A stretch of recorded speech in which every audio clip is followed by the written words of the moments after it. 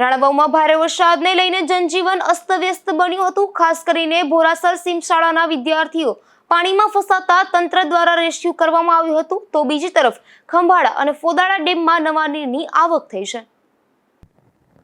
રાણાવાવમાં ભારે વરસાદને કારણે નીચાણવાળા વિસ્તારોમાં વરસાદી પાણી ભરાઈ ગયા હતા, તેમજ વાડી વિસ્તારોમાં પણ વરસાદી પાણી ભરાઈ ગયા હતા। ત્યારે બોરાસર સીમશાળામાં 45 વિદ્યાર્થીઓ અને 4 જેટલા શિક્ષકો ઘરે પરત ફરતા સમયે રસ્તામાં અચાનક પાણી આવી જતા ફસાઈ ગયા હતા, જે અંગે તંત્રને જાણ કરાતા એનડીઆરએફની ટીમ અને પોલીસ જવાનો તથા રાણાવાવ નગરપાલિકાનો સ્ટાફ સહિતનાઓએ પહોંચી અને રેસ્ક્યુ કરી તમામને સલામત સ્થળે ખસેડ્યા હતા। તો બીજી તરફ બડા ડુંગરની ગોદમાં ખંભાળા અને ફોદાળા ડેમમાં નવા નીરની આવક છેલ્લા 2 દિવસથી અતિશય વધી રહી છે।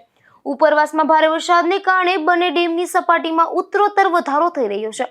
આ બંને ડેમ રાણાવાવ અને તાલુકાના ગામડાઓ તથા પોરબંદર શહેરને આખું વર્ષ પાણી પૂરું પાડે છે।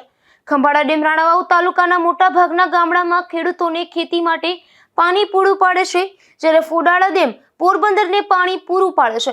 ખંભાળા ડેમ 78% સપાટીએ પહોંચી ગયો છે, જ્યારે ફોદાળા ડેમ 87% સપાટીએ પહોંચી ગયો છે। ખૂબ જ ટૂંકા સમયમાં આ બંને ડેમ ઓવરફ્લો થઈ જાય તો નવાય નહીં। રાજુ કારાવદ્રા, ગુજરાત ન્યૂઝ, રાણાવાવ।